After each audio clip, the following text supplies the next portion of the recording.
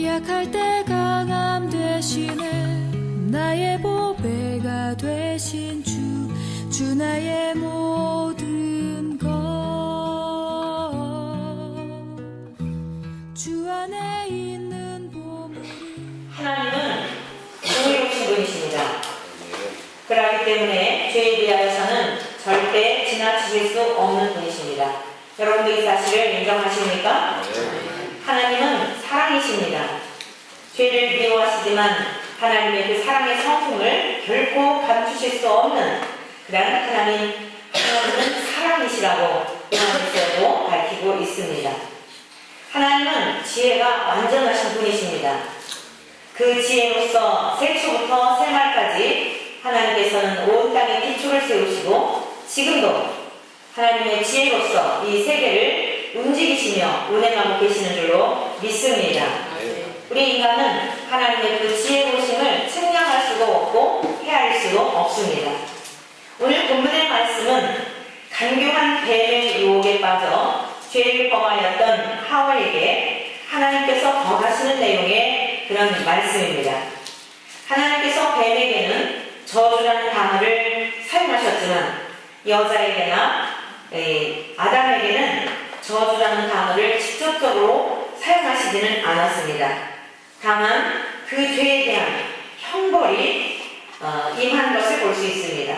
공의로우신 하나님이시기 때문에 아담과 하와를 사랑하신 것은 분명하셨지만 공의로우신 하나님은 그 공의로서 이제 이 하와에게 그리고 아담에게 형벌이 주어진 것을 보게 됩니다.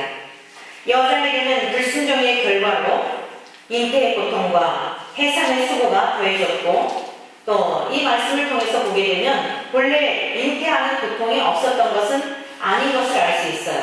왜냐하면 비교급을 사용하셔서 잉태하는 고통을 크게 더하시겠다 이렇게 말씀하셨기 때문입니다.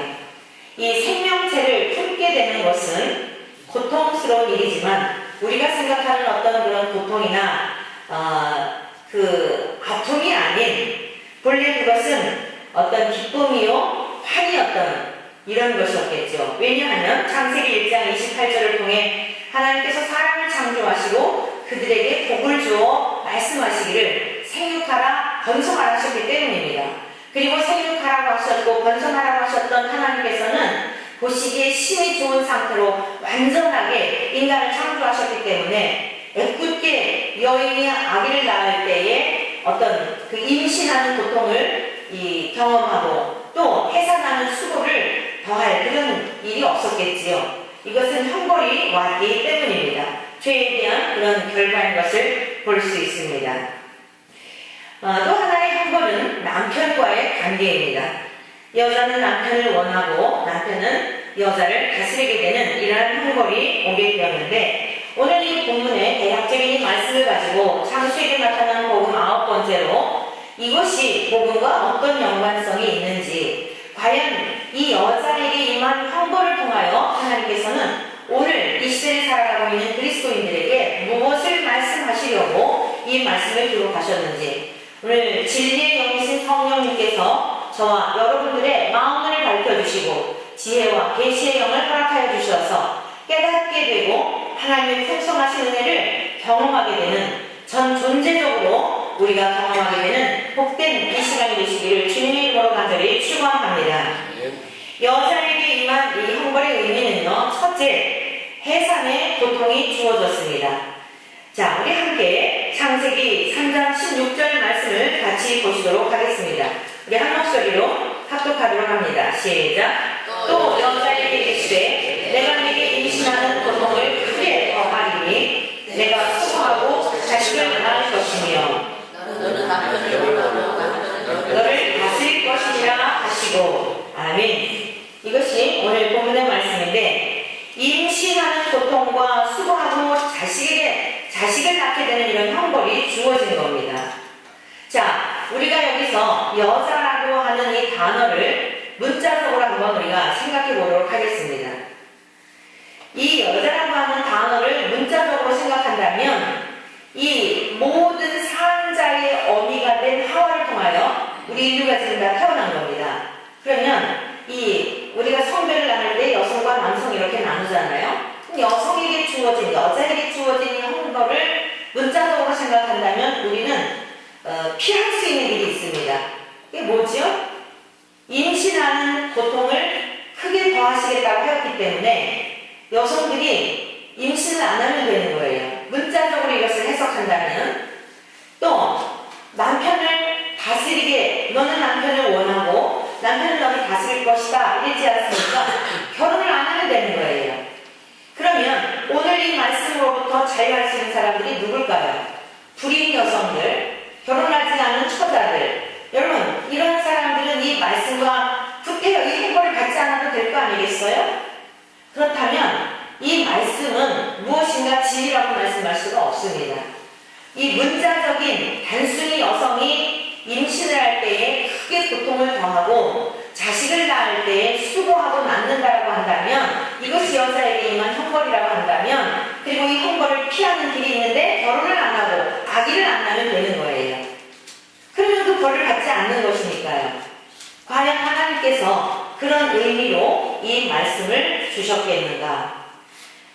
우리 함께 아까 읽었던 디모데전서 2장 11절 이하의 말씀을 통하여 이 본문과 연관되어진 말씀으로 이렇게 변면하고 있습니다.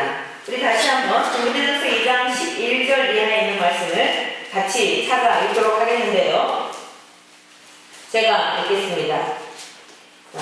여자는 일체 순종함으로 조용히 배우라. 여자가 가르치는 것과 남자를 주관하는 것을 허락하지 아니하노니 오직 조용할지니라. 이는 아담이 먼저 지음을 받고 하와가 그 후며 아담이 속은 것이 아니고 여자가 속아 죄에 빠졌습니다.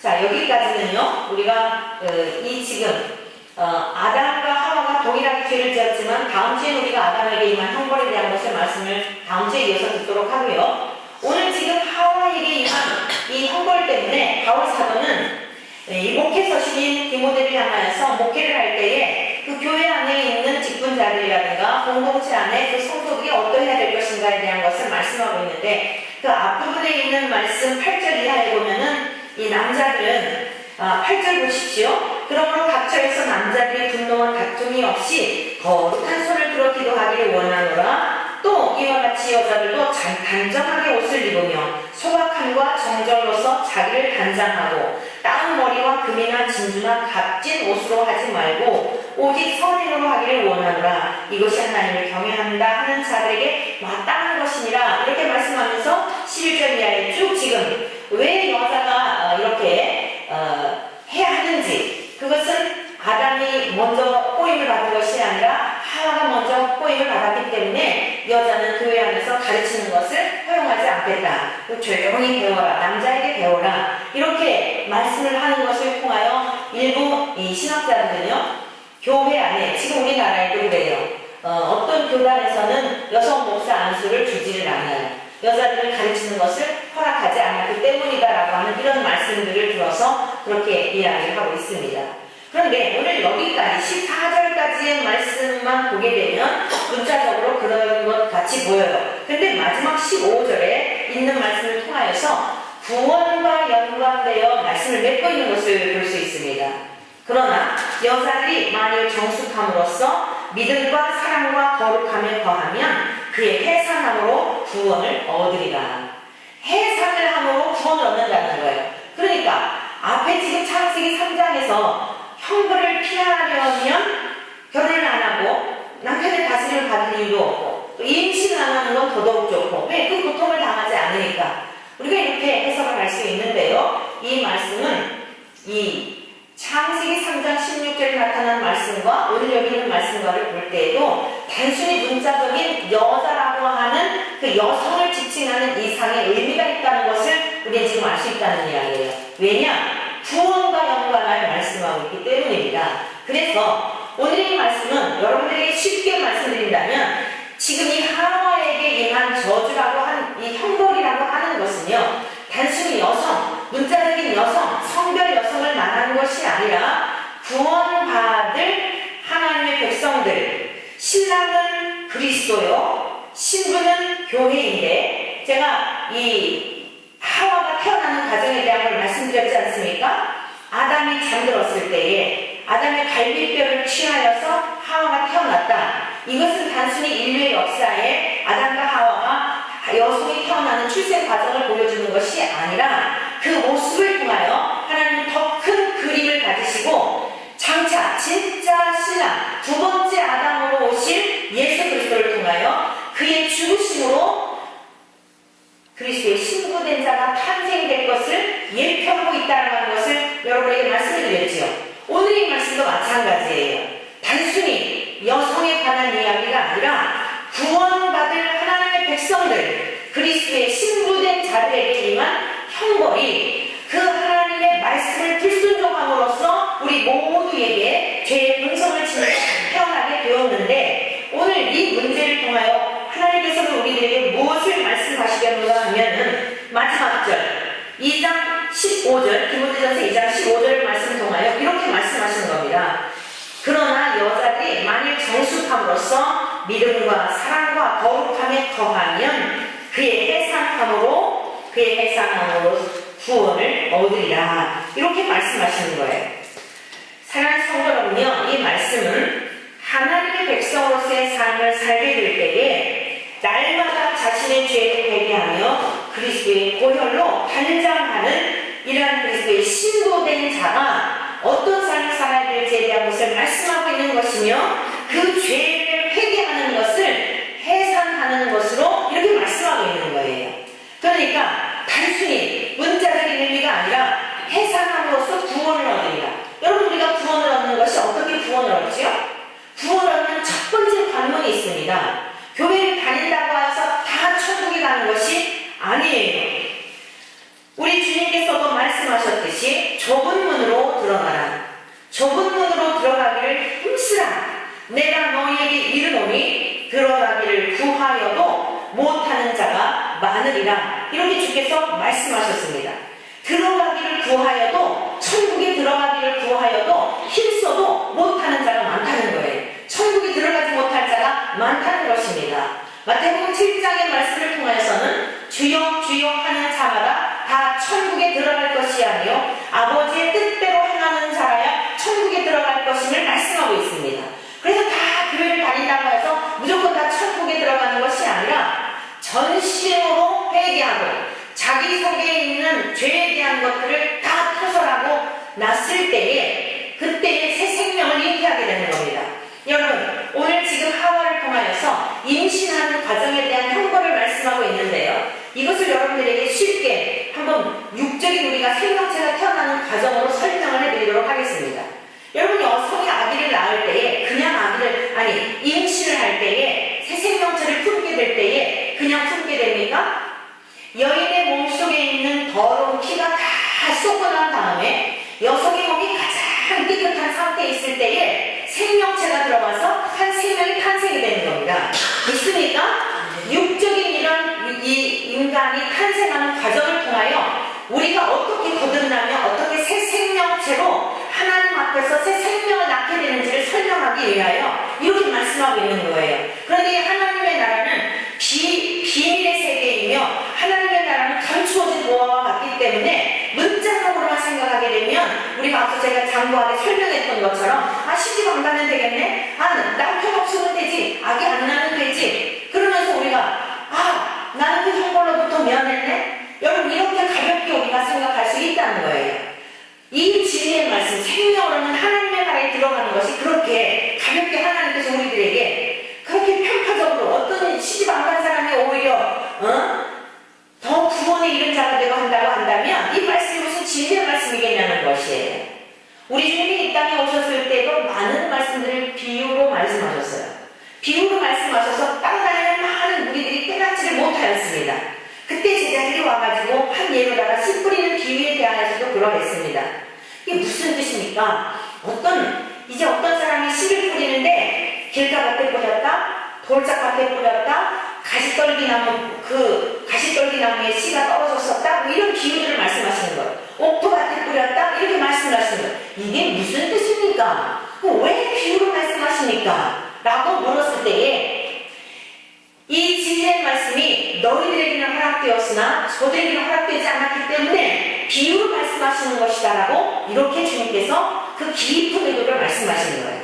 그래서 저와 여러분들이 전심으로 하나님을 구하면서 이 성경을 볼 때에도 성령의 감동하심으로 기록되었기 때문에 깨닫는 은혜를 허락하여 주십시오. 마음 눈을 밝혀주십시오. 기도하지 않으면 문자적으로 그냥 슬슬 읽어서 나 성경 몇 독하였다, 나 성경 몇십 독했다, 몇백 독했다, 심지어 막 천독하신 분들도 계시고 한데요. 자기의 더 하나의 그 깊은 진리를 알지 못한다면 구원과 상관없는 그냥 성경에 대한 지식을 더할 뿐입니다.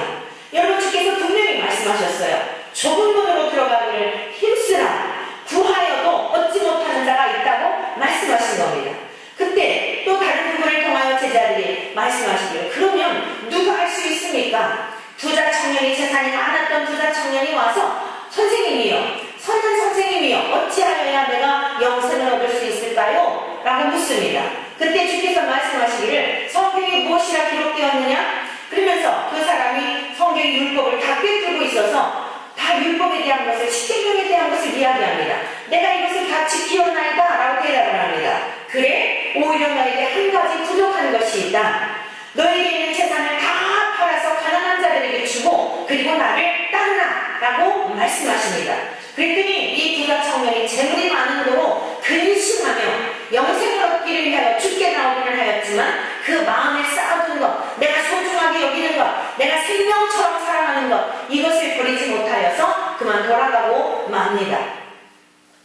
그때 주님이 얼마나 안타까웠을까요? 그래서 부자가 천국에 들어가기가 얼마나 어려운지 낙타가 바늘기로 들어가는 것보다 어렵다라고 그렇게 말씀하셨습니다. 그러면 제자들이 묻습니다. 누가 구원을 얻을 수 있습니까? 라고 질문을 하니까 사람으로서는 할 수 없으되 하나님으로서는 다 하실 수 있느니라. 사랑하는 성도 여러분들이요, 이것이 우리가 하나님을 절대적으로 경외해야 할 이유입니다. 우리의 마음대로 신앙생활하는 것이 아닙니다.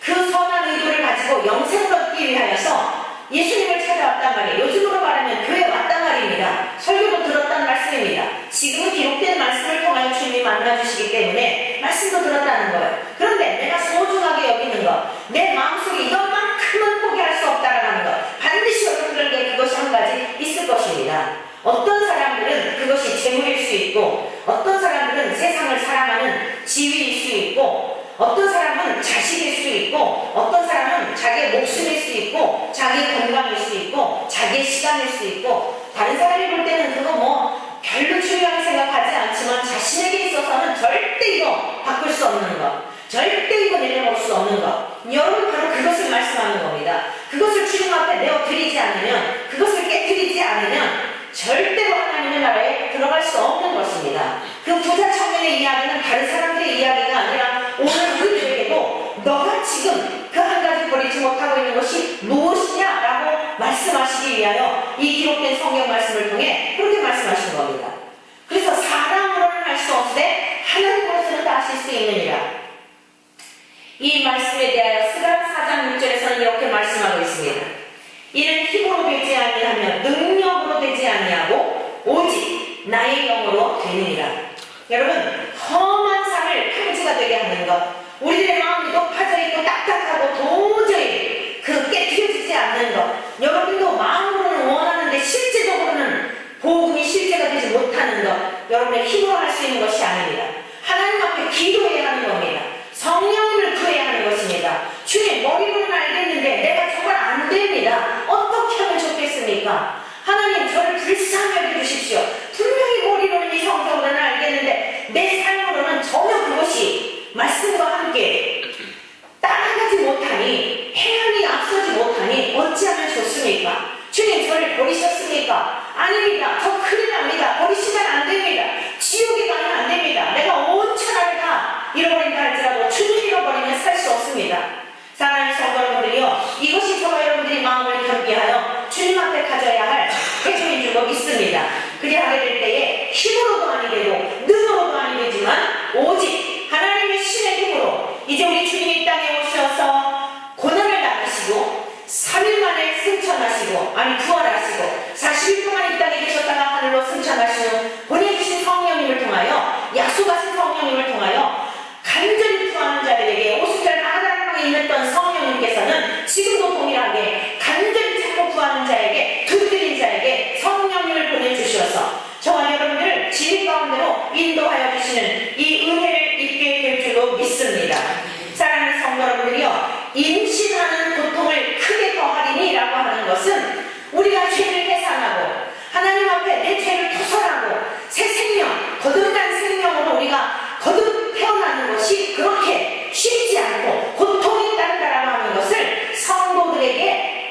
하나님으로서 이 에덴 동산에서의 그 범죄하였던 첫사람들의 모습을 통하여 보여주고 있다, 이런 말씀입니다. 사랑하는 성도님들이여, 오늘 예배를 드리는 이 시간, 아직도 우리들 속에 해산하지 못하고 다 쏟아버리지 못하고 새 생명을 얻도록 예수 그리스도의 새 생명이 진심으로 회개한 자에게, 전심으로 회개한 자에게 성령님을 통해서 우리에게 보내주시는데, 그래야만 거듭난 성도로서 삶을 살아갈 수 있는데, 아직도 여러분이 임신하는 고통이 무엇인지 저도 알지 못하고 아직도 새 생명을 잉태하기 위한 거듭남에 대한 열망조차 없다고 한다면, 이 시간 하나님께서 저와 여러분들을 긍휼히 주셔서 거듭나게 하실 뿐 아니라 이미 새 생명 얻은 자들은 더 하나님의 영으로 충만한 은혜가 우리 모두에게 있기를 주의 이름으로 간절히 축원합니다. 두 번째로는 생명을 낳는 일이 쉽지 않은 이런 형벌이 왔습니다. 두 번째의 형벌이 무엇이었냐면, 내가 수고하고 자식을 낳을 것이며 라는 말씀입니다. 복음을 전하다 보면 정말 안타깝고 가슴이 팍팍 막힐 때가 많이 있습니다. 정말 이러면 안 되고 속속히 하나님께로 돌아와야 할 사람인데 정말 마음이 딱딱하고 강팍하여서 안타까운 경우들을 경험하게 됩니다. 마치 시체에게 막 연설을 하는 것 같고, 시체 앞에서 복된 선물을 주겠다고 말하는 것 같고, 시체 앞에서 사랑의 고백을 하는 것 같은 답답함을 경험할 때가 있어요. 시체 앞에서 많은 상속을 주겠다라고 이야기할 때에 그런 마음을 느낄 때가 있다는 말이에요. 여러분, 시체에게 아무리 사랑을 고백한다 할지라도 반응이 있을까요? 여러분, 시체 앞에서 굉장한 문서를 가지고 와서 그 하늘과 땅의 권세를 가지신 우리 주님의 그 이름의 권세를 가지고 그 모든 것을 성숙해 주겠다라고 할 때에 시체가 무슨 반응이 있겠어요? 정말 답답할 때를 많이 경험하게 됩니다. 죄를 범한 이스라엘 백성들에게 하나님께서 선지자 에레미야를 부르셔서 그들에게 보내십니다. 너희는 내게로 돌아와라. 우상을 숭배하지 말고 하늘과 땅과 바다와 모든 만물을 지으신 그 하나님, 너희를 지금까지 먹이시고 입히시고 기르셨던 그 하나님, 만군의 주 여호와 나 하나님께로 돌아오게 되면 너희들의 삶을 내가 지켜주며 보호할 것인즉 내게로 돌아와라. 그토록 하나님께서는요, 옛 선지자들을 통하여 이스라엘 백성들에게 그 복음을 전하였습니다. 그런데도 불구하고 돌아오지를 않지요. 돌아오지를 않은 결과 어떻게 됩니까? 바벨론에 70년 동안 포로 생활을 하게 됩니다. 이 에레미야 선지자는 바벨론에 포로 생활할 때에, 이스라엘 백성들이 70년 동안 바벨론에 가서 포로 생활을 할 때에 이 에레미야 선지자는 본국에서 이제 백성들에게 죄를 회개하고 하나님께로 돌아올 것을 촉구했던 선지자입니다. 진리와 공의를 구하여 찾아야 한다. 지금 우리들이 저 포로민으로 잡혀가지 않았다고 하여서 우리 의에 빠져 있는데, 포로민으로 잡혀간 그들을요, 죄가 더 많다고 생각한 거예요. 예루살렘에 있던 그 백성들은 우리들은 의로 와서 잡혀가지 않았다고 생각을 한 겁니다. 우리들은 남은 자들이라고 생각을 한 거예요. 고난이요, 자기들은 그 끌려간 저들보다도 지금 훨씬 하나님 앞에 사랑을 받고 있다고 생각하면서 죄에 대해서는 전혀 돌이키지를 않은 것입니다. 여러분, 혹시라도 여러분 주변에 어떤 고난을 당하는 그런 사람들이 있을 때, 저 사람은 무슨 죄 때문에 저런 고난을 당하지? 그리고 나는 그런 어려움을 당하지 않기 때문에 적당히 예수를 믿어도 아무 문제가 없기 때문에 의로운 사람처럼 착각하고 있지 않습니까?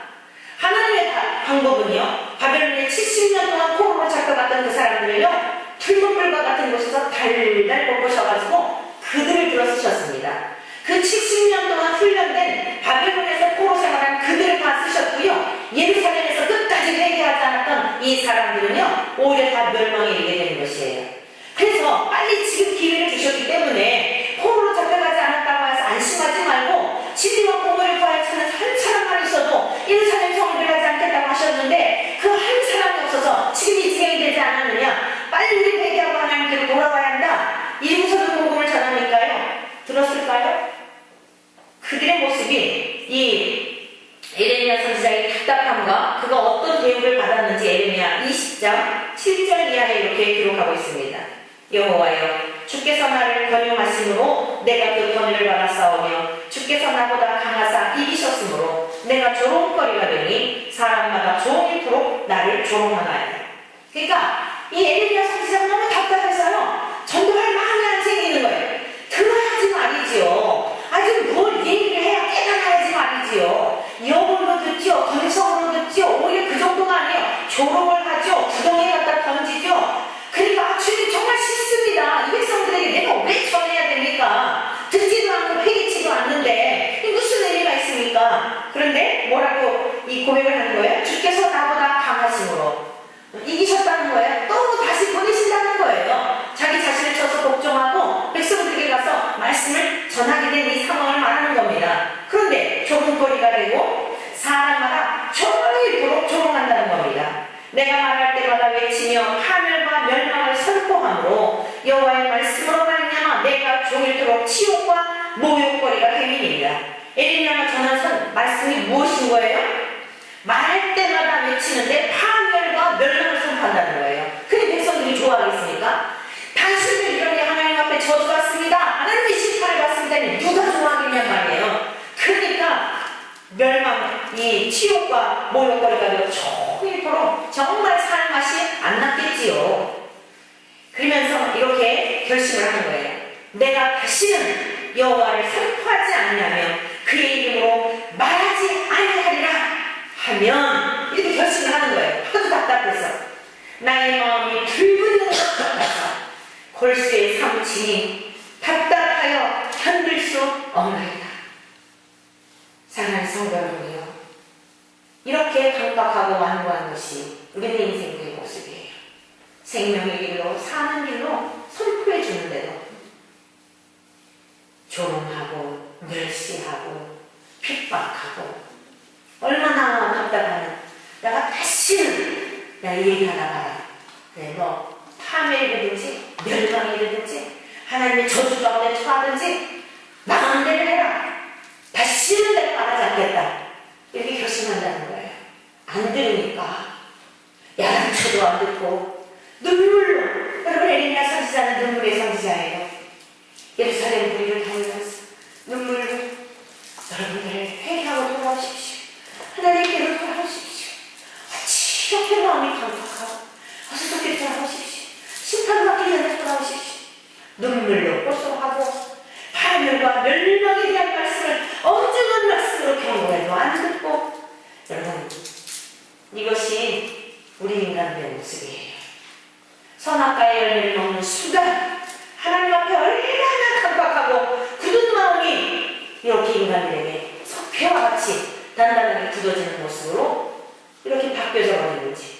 그래서 에레미야 선지자는 다시는 말하지 않겠다라고 말하고 돌아서는 또 답답하고 그 영혼들이 불쌍해서 골수에 사무쳐서 또 다시 가서 외치고 또 다시 가서 고소하고.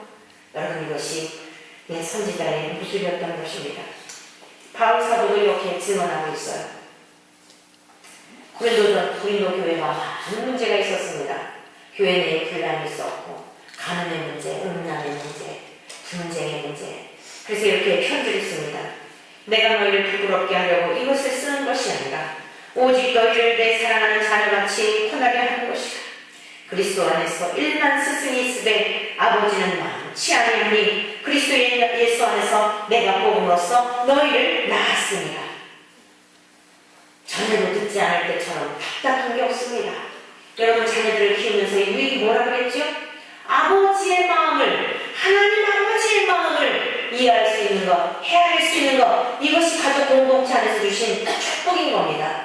굳은 아이의 그 마음, 교만한 마음, 저만하는 이기적인 마음, 부모에 대한 공경심이 없는 마음, 여러분 그런 모든 모습을 보면서도요, 우리가 배워야 될 이 폐역한 세상을 향하여 배워야 하는 겁니다. 참 인간들이 잔인하구나. 어떻게 저렇게 부모를 몰라라 할까? 내 서운한 자식 그저 진자리 마른 자리 하면서 그렇게 지중지 키웠건을 이렇게 어떻게 부모를 향하여 인색할 수 있을까? 어떻게 이렇게 경외하는 마음이 없을까? 여러분 그거를 깨달았으면요, 하나님 앞에 전심으로 교성스러운 하나님의 백성으로 돌아오는 거예요. 이게 구원받은 사람의 특징이고 이게 거듭난 사람들의 삶인 것입니다. 믿습니까?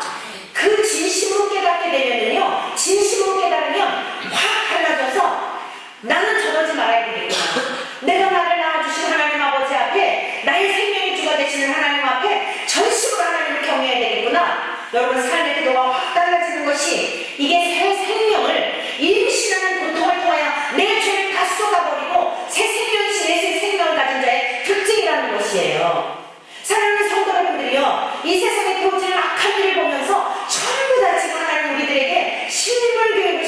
겁니다. 그걸 감상하지 마시고요. 그걸 판단하지 마시고요. 내 것을 삼고 하나님이 기뻐하실 만한 본리적 상태, 두 번째 아담으로 이 땅에 오셔서 순종하신 우리 주님을 닮아서 우리 주님의 마음을 본받아서 그 길을 갈 수 있는 지혜롭고 현숙한 그리스도의 신부된 자들이 되시기를 주님의 이름으로 간절히 축원합니다. 이 땅에선 그럭저럭 살다가 우리가 죽을 수 있지만 죽음 저 너머에 생명을 얻지 못하면 이 땅에서 누렸던 건 정말 아무것도 아닙니다.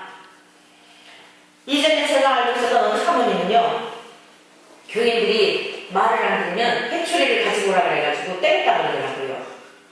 실제로요. 주인 앞에 어린이들도 회초리를 가지고 오라 그래가지고 때렸고요. 어른들도 때렸대요. 사모님이. 그분의 변은 이것이었어요. 나한테 맞고 네가 천국에 갈 수 있다면 이 땅에서 종아리 좀 아픈 거, 피난 거, 이것이 너에게 복이 되기 때문이다. 성도들에게도요, 권면을 했는데도 말을 안 듣고 계속 그러면은요, 회초리를 때렸다는 거예요. 사랑하는 성도 여러분이요, 바울 사도가 말하고 있죠. 스승은 어때요? 1학년 과목 마치고 2학년 바뀌고 내게 주어진 학년 가르칠 동안에만 적당히 문제 일으키지 않고 그냥 넘어가면 되는 거예요. 그 아이 내 반에 있을 동안에 뭐 특별하게 어디 뭐 교육청이나 어디다 고발당할 일만 없으면 그 스승들은요, 선생님들은 그냥 그 정도. 그 중에 우수한 아이들이 있고 열심히 하려고 하는 아이가 있으면 또 보람스럽죠. 우등생들은 특징이 뭐예요? 열심히 있죠. 다른 아이들보다 열심히 나와요. 교과서를 열심히 읽죠. 선생님이 가르쳐주는 걸 그대로 적용을 하죠. 이게 우등생들의 특징 아니겠어요? 선생님이 하라는 대로 순종을 하죠. 열대생들의 특징이 뭐예요? 절대로 반대로 가죠. 선생님을 향하여 선생님을 가르치려고 하죠. 자기가 알지도 못하는 걸 선생님을 가르치려고 하니 선생님은 어떻게 할까요? 때려도 말을 듣지 않으면 포기할 수밖에 없겠죠. 이게 스승이에요. 근데 자식은 어때요? 부모의 자식의 관계는 어떻죠? 때려서라도, 야단쳐서라도, 엄마가 왜 그래? 비난을 받더라도 부모와 자식의 관계는 포기하지 않는 거예요. 바울 사도가 이 고린도 교회를 향하여 너희들에게 창피스럽게 하려고 이런 얘기 쓰는 게 아니라, 너희들 지금 교회 안에 이렇게 많은 문제를 일으키고서 이러고 있는데 이래가지고 구원을 받을 수 있겠느냐 이러면서요, 1만 스승, 10,000명의 선생이 있지만 부모는 많지 않다. 나는 진리의 말씀으로 여러분들을 낳아서 저 천국에 보내야 하기 때문에 듣기 싫어도 나는 이 말씀을 전할 수밖에 없는 것이다. 여러분, 이게 에레미야 선지자나 동일한 하나님의 성령의 감동이 되어서 하나님의 복음을 전했던 사도 바울의 모습이거나 오늘 이 시대에도 1만 스승이 있지만 10,000명의 목회자가 있지만 정말 여러분들을 어미의 심정으로, 아비의 심정으로 나가는 선지자와 같이 다윗이 잘못 갈 때에 관계는 깨어진다 할지라도, 불의한 대접을 받는다 할지라도 여러분들의 잘못에 대하여 여러분들이 하나님 앞에 믿음 생활 그릇된 길로 갈 때에 하나님 앞에 직면할 수 있는 말씀으로 건면하는 그런 관계가 되어진다면 여러분들은 복 있는 자들인 줄로 믿습니다. 여러분들은 복 있는 자들인 줄로 믿습니다. 저도 마찬가지입니다. 성령 하나님께서 잘못된 길로 갈 때에, 진리에서 벗어날 때에 책망하여 주시고 깨닫게 하여 주시고 정말 창피스럽고 수치스럽고 마음이 괴롭고 힘들지만 하나님께서 나를 책망하여서라도 다른 길로 가게 인도하여 주시는 성령님이 늘 나와 동행하신다고 한다면 더 이상 바랄 게 무엇이 있겠습니까? 오늘 여러분들에게도 동일하신 보혜사 성령님이 하나님의 말씀을 들을 때 찌르게 하시고 채찍하시고 책망하시고 그럴지라도 아멘으로 화답하고 입술로만 아멘이 아니라 삶 전체로 완전히 뒤집어져서 새 생명을 낳았다면 여러분 해산하는 수고, 여러분 새 생명을 낳는 수고, 다른 사람들에게 이 진리의 말씀으로 권면하여서 함께 저 천국에 이르게 되는 이 은혜가 있기를 주님의 이름으로 간절히 축원합니다. 제가 지난주 목요일날 새벽기도 시간에 아직 기도가 끝나지 않았는데 한 통의 전화를 받게 되었어요. 6시 한 반쯤 되었는가 싶은데 전화가 왔어요. 그래서 요즘 이상한 전화가 오잖아요. 이렇게 멀찍이 했더니 어떤 여성의 목소리더라고요. 약간 울먹이는 듯한 그런 목소리면서 목사님 저예요 그러더라고요. 보니까 25년 전쯤에 저희 처음 개척하여서 개척하고 좀 세월이 지났었을 때죠. 만났던 그런 집사님이셨어요. 본래 이분은 이제 캐톨릭 신자였던 분인데, 조상적부터 캐톨릭 그런 신자였던 분인데 어느 분의 소개로 이제 알게 되었어요. 그러면서 같이 저와 함께 1대1 양육을 하면서 밤새워가면서 궁금한 거 문의하면은 답해주고 이렇게 하면서 이제 믿음 안에서 진리의 말씀으로 길이웠던 그런 아름다운 동역자의 관계인데 그분이 전화 하신 거예요. 지금 광명시로 이사를 가는데 제가 요즘 새벽 기도를 하는데 특히 오늘 아침 새벽 기도를 하는 중에 목사님 생각이 나서 전화를 드렸습니다. 예, 제 남편 아주 친했던 절친이었던 그런 분이 계신데 지금 을지병원에 입원해 있다는 거예요. 등산을 매우 좋아했다고 합니다. 그래서 등산을 하다가 갑작스럽게 쓰러져가지고 인사불성이 되어서 이렇게 이제 병원으로 후송이 되었는데 그분에게 좀 신방을 해서 복음을 좀 전해주었으면 좋겠습니다. 라고 하여서 좋다고 그래가지고 이제 그분하고 같이 신방을 하게 되었어요. 가기 전에 그래요. 얼마나 마음이 딱딱하고 깜빡한지 주변에 다 믿는 분들이 계시대요.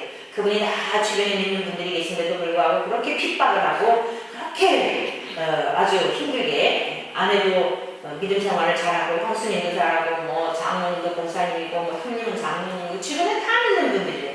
그런데 그렇게 핍박을 한다고 이야기를 하더라고요.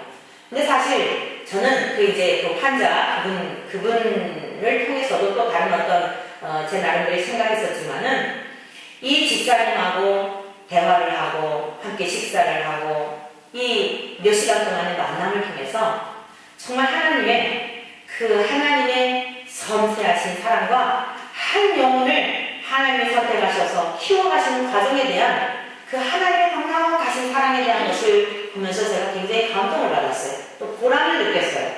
왜 그런가 하면요. 이분이 초기에는 너무 말씀이 필요한 것만 취하는 거예요. 이분이 또 수학을 전공을 했어요.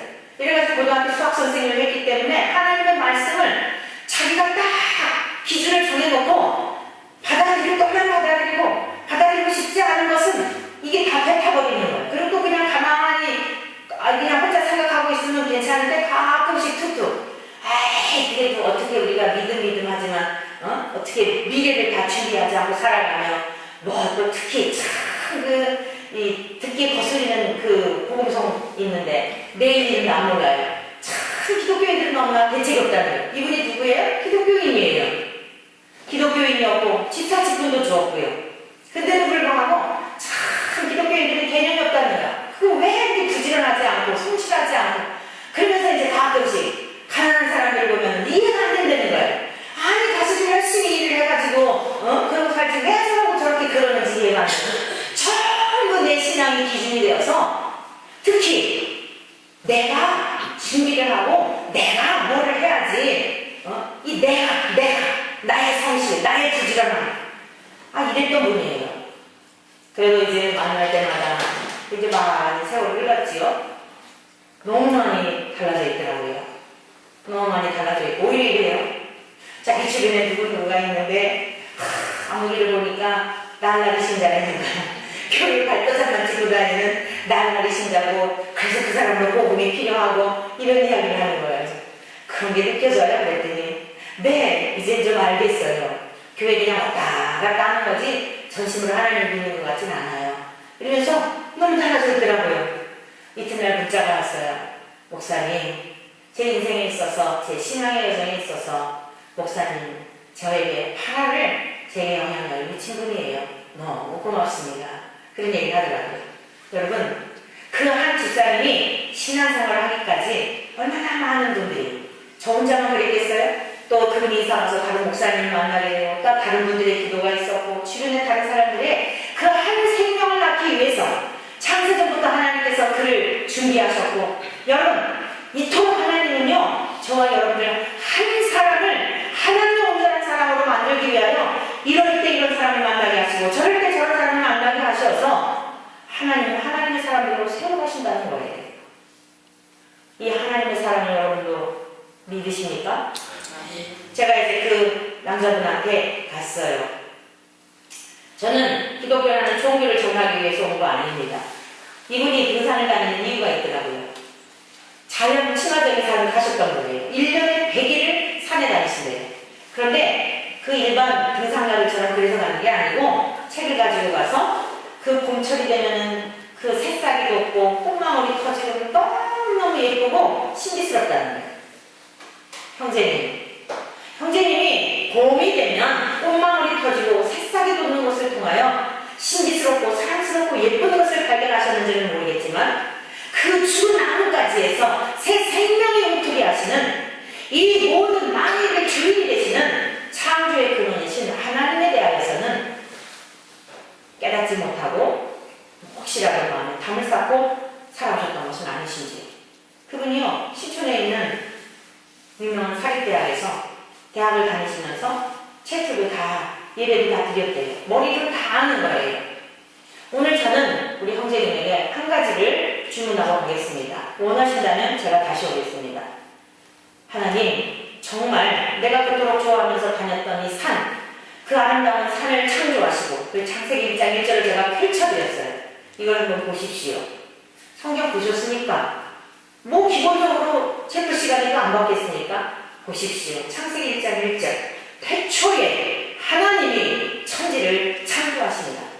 이 창세기 1장 1절 속에도요, 다 드러나는 겁니다. 하늘과 땅을 창조하신 그 하나님, 누가 이 세상에 고등종교란 경전이 있는 것을 고등종교라 하는데, 고등종교들 가운데 어떻게 그 경전을 통하여 세상을 창조했다라고 하는 그런 이가 있는 것을 들어본 적 있습니까? 그런 경전을 보신 적이 있습니까? 형제님이 즐겨 찾았던 그 산을 만드신 하나님, 마른 나뭇가지에 새싹을 움트게 하셨던 그 하나님, 이제는 그 하나님을 만나야 할 때입니다. 형제님이 이제라도 늦지 않았으니 하나님, 저를 불쌍히 여겨주셔서 정녕 하나님이 살아계시다고 한다면, 하나님 정말 이 천지만물을 주신 분이라고 한다면, 하나님, 제가 꼭 만나야 하지 않겠습니까? 저에게 가난한 마음을 허락하여 주시고 하나님, 저를 불쌍히 여겨주셔서 제가 다음에 다시 올 테니 그때 와서 하나님의 말씀을 가르쳐 드릴 테니 하나님, 저를 깨닫게 하여 주십시오. 이 한 가지를 기도할 수 있겠습니까? 제가 올 때까지 다시 올 테니 겸손한 마음을 달라고, 성경에서 말씀하고 있는 바대로 믿어지게 해달라고. 기독교라고 하는 포교가 아니라 기독교 종교인들 수없이 많이 봤을 겁니다. 그래서 이 사람은 이래서 못마땅하고 저 사람은 저래서 못마땅하고. 아닙니다. 기독교는 사람을 믿는 종교가 아니라, 내 만족을 위해서 믿는 종교가 아니라 생명에 관한 문제입니다.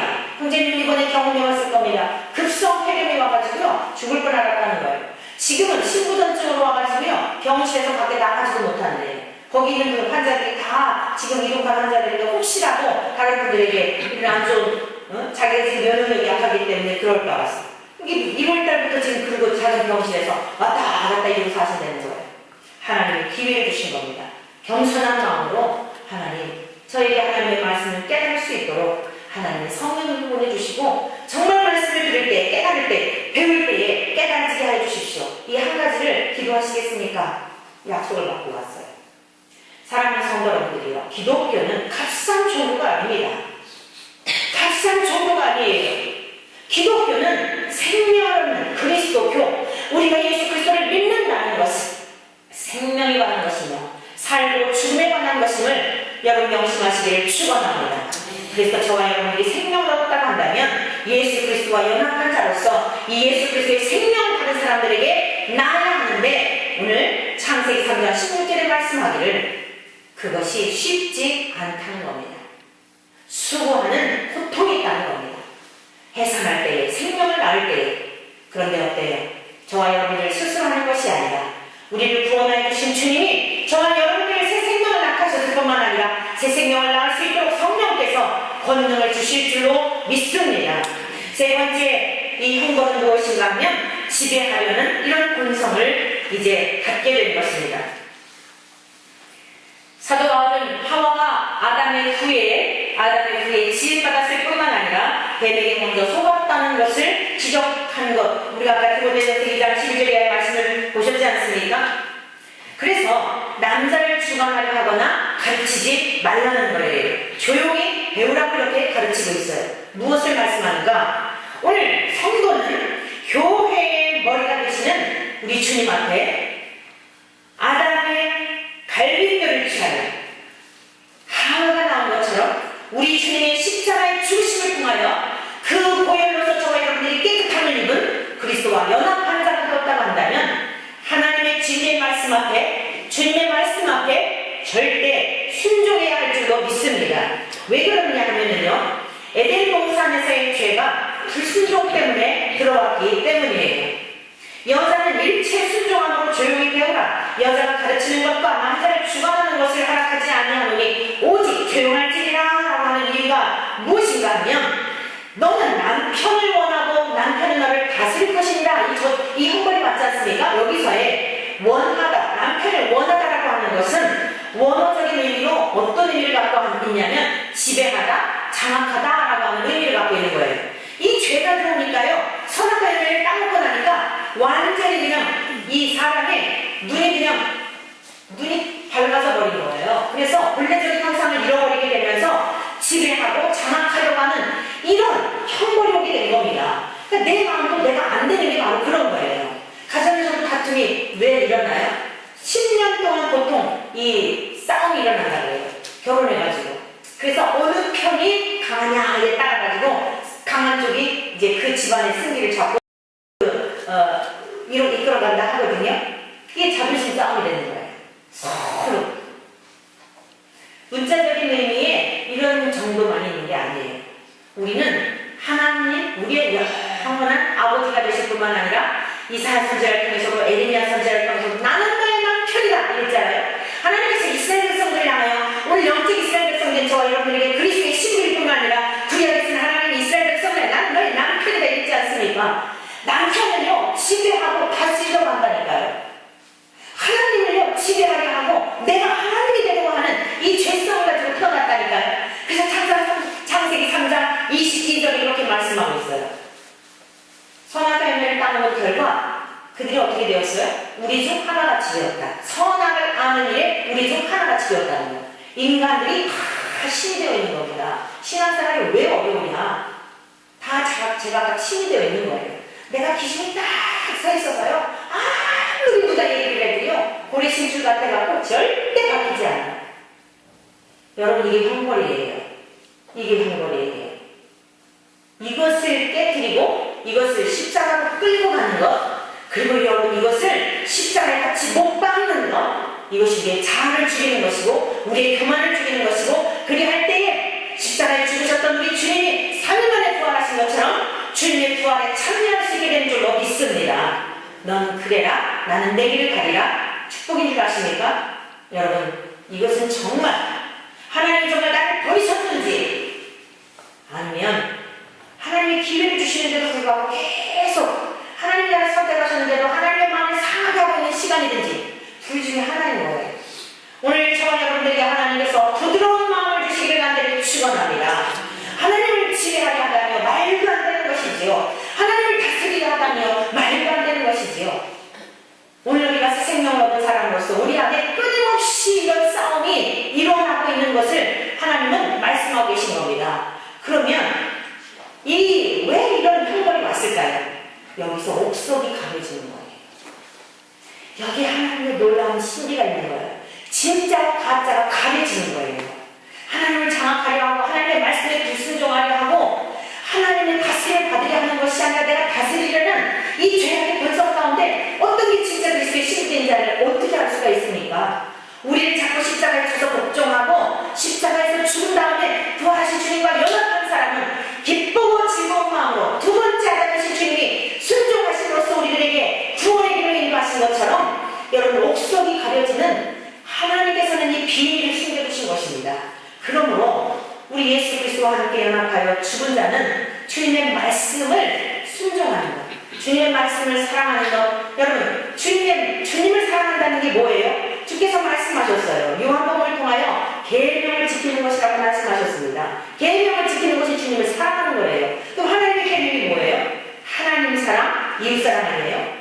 첫째 하나님 사랑, 전심으로, 전인격적으로, 전존재적으로 마음을 다하고 뜻을 다하고 힘을 다하고 성품을 다하여 하나님을 사랑하는 것. 그렇게 하나님을 사랑한다면 선한 사마리아인으로 오셨던, 이 땅에 정말 짐승 취급받게 오셨던 우리의 참 이웃이 되시는 예수님을 사랑하는 것이며, 그 예수님을 사랑하는 사람은 우리의 집안에서 남편을 그 사랑으로 사랑하는 것이며, 아내를 그 사랑으로 사랑하는 것이며, 부모를 그 사랑으로 사랑하는 줄로 믿습니다. 여러분, 이것이 본래 하나님께서 주시고자 했던 에덴 동산에서의 삶인 겁니다. 그래서 이 땅에서 하나님의 나라를 경험하며 살게 되는 것이고, 오늘 문자적으로도 남편을 다스리라는 삶이 아니라 가정에서도 위계 질서를 통하여 남편은 교회의 머리가 되시는 그리스도의 그런 모습으로 에베소서 5장에서 말씀하고 있어요. 우리 한번 말씀을 좀 찾아보도록 하겠습니다. 좀 더 구체적으로 이 말씀을 우리에게 설명해주고 있는 에베소서 5장 22절 부부의 관계에 대한 말씀인데, 말씀 듣고 우리 함께 기도하시길 바랍니다. 에베소서 5장 22절. 자, 남편과 아내의 관계에 대한 권면의 말씀입니다.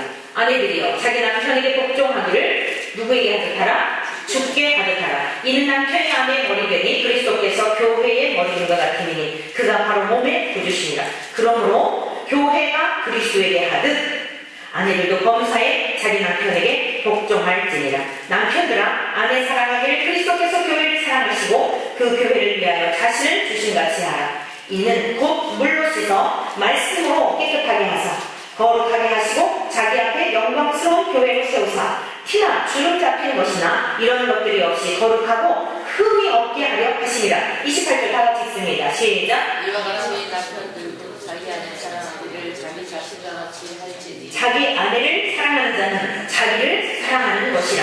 누구든지 언제나 자기 육체를 미워하지 않고 오직 양육하여 복하기를 그리스도께서 교회의 함과 같이 하나니 우리는 그 몸의 지체이니라. 그러므로 사람이 부모를 떠나 그의 아내와 합하여 그 둘이 한 육체가 될지니 32절 다 같이 있습니다. 이 비밀이 크도다. 나는 그리스도와 교회에 대하여 말하노라. 아멘. 앞부분에 보니까 어때요? 부부관계를 말하고 있는 것 같지요? 남편과 아내의 관계 복종해라. 남편에게는 아내에게는 남편에게 복종해라 이렇게 말하고, 남편은 아내를 사랑해라 이렇게 말씀하고 있잖아요. 그러니까 우리가 이 가족 구성원 부부의 관계 이렇게 말씀하고 있는 것 같잖아요. 근데 마무리를 하면서는 뭐라고 말씀하고 있어요? 나는 그리스도와 교회에 대하여 말하노라. 그러면 이 비밀이 크다 이렇게 말씀하고 있잖아요. 그러나 너희도 각각 자기 아내 사랑하기를 자신같이 하고 아내도 자기 남편을 존경하라. 이것을 또 그리스도와 교회의 관계, 그리스도와 성도의 관계만 생각하지 말고, 여러분 그 사랑이 우리 안에 전부 증발되면 가정에서도 이 사랑을 가지고 부부의 관계에서도 사랑을 한다는 거예요. 그래서 그렇게 특히 잘 사랑하고 존경하라 이렇게 말씀을 맺고 있는 것을 보게 됩니다. 사랑하는 성도 여러분들이요, 오늘 저와 여러분들에게 모든 인간에게 주어진 형벌 가운데 세 번째가 뭐라고요? 지배하려고 하는 본성이 있는 거예요. 다른 말로 말한다면 거역하고 불순종하려고 하는 이 본성이 우리에게 주어진 거예요. 그런데 두 번째 아담, 우리의 신랑이신 두 번째 아담이 우리를 이제 정말 하나님의 그 죄 가운데서 형벌 가운데서 건져주시려고 어떻게 하셨어요? 죽기까지 순종하시면서 자신을 주셔서 우리를 아내를 이렇게 사랑하셨잖아요. 죽어지심으로 우리를 사랑하셨잖아요. 그리고 우리의 몸이 되셨잖아요. 우리가 그 사랑을 받고 있다는 거예요. 그러니 어떤 삶으로 바뀌어져야 되겠어요? 하나님의 말씀에 순복하고 하나님의 다스림을 받는 것을 기쁨으로 여기고, 우리 주님은 부부의 관계를 통하여서 이제는 그 본래 동등하게 지음받았는데 남편이 아내를 다스리는 이 허물이 왔잖아요. 그런데 두 번째 아담으로 우리 주님은 우리를 부부의 관계로 말씀하시면서 다시 우리 신분을 격상시켜 주신 것입니다. 이 얼마나 영광스럽냐 말이에요. 그래서 저와 여러분들이 이 땅에 사는 날 동안 우리의 영원한 남편이신 주님을 더욱 사랑하고 주님의 말씀 앞에 순복하며 그 말씀을 쫓아 살아가는 저와 여러분들이 되어야 할 줄로 믿습니다. 우리들에게는 늘 목마름이 있어요. 하나님은 아직 보이지 않기 때문에, 주님이 보이지 않기 때문에 시편 42편 1절 2절에 이렇게 말씀하고 있습니다.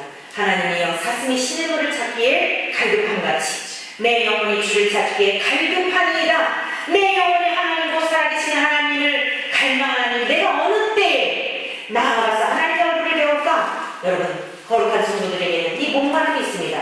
그런데 우리를 구원하여 주신 주님은 또 이렇게 우리들의 영혼을 만족하게 하시는 길을 약속하여 주셨어요. 요한복음 7장 37절입니다. 누구든지 목마르거든 내게로 와서 마시라. 나를 믿는 자는 성경의 이름과 같이 그 배에서 생수의 강이 흘러 넘치리라. 주여, 눈들이 다 무슨 눈빛들이신가요? 사랑하는 성도 여러분들이요, 그 배에서 생수의 강이 흘러넘치리라. 이것은 보내주실 성령님이 우리 안에 함께 하시게 되면 이제는 이 저주와 상관없이, 형벌과 상관없이 남편을 우리는 사모하고 남편을 지게 하려고 하는, 남편 우리를 다스리는 이런 관계가 아니라 성령님이 내 안에 계셔서 하나님이 내 안에, 내가 하나님 안에 거하는 이 만족한 삶, 충만한 삶, 생수의 강이 흘러넘치는 다시는 목마르지 않으면 이 복된 삶으로 저와 여러분들을 인도하여 주셨으며, 이후에 우리가 이제 죽는다 할지라도 다시는 눈물, 슬픔, 이병, 죽음 없는 영원한 하나님의 나라에서 부활 생명을 얻고 세상의 무궁토록 우리 주님의 얼굴을 보며 누리게 될 영원한 신랑이신 주님 품 안에서 다시는 이 땅에서 일어나는 이런 일들과 같지 않냐는 그 완전한 하나님의 나라에서 영원한 생명 복락을 누리며 살게 될 줄로 믿습니다. 그 귀하신 은혜가 우리 모두에게 영원하시기를 주의 이름으로 간절히 축원합니다. 예수 어린 양 존귀한 이름 예수 어린 양 존귀한 이름 십자가 죄사하셨네